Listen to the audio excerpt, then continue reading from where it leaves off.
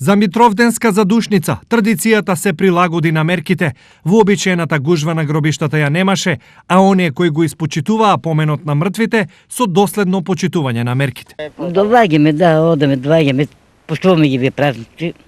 Ова е последна година од... Мите последна задушница од годината, да? И за тоа...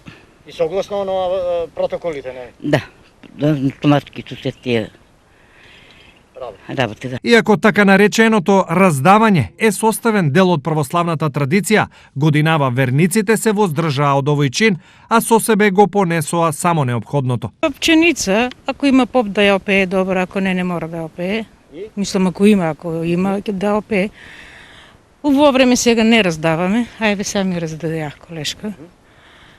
Запалиме свекички нека дома. Дека е така потврдија и свештениците кои заедно со верниците на градските гробишта се молеа за покој на душите на починатите. Денес верниците кои што дојдоа овде да ги посетат вечните живеалишта на своите блиски, беа според препораките и според протоколите кои што се одредени од страна на органите, повисоките органи, т.е. на Светската здравствена организација, со носење на маска, држање дистанца, растојание и се според правилата, односно според она што е пропишано.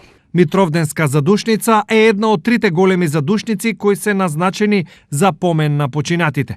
Освен пред Митровден, Духовден и Прочка, молитви за починатите се кажуваат и секоја сабота.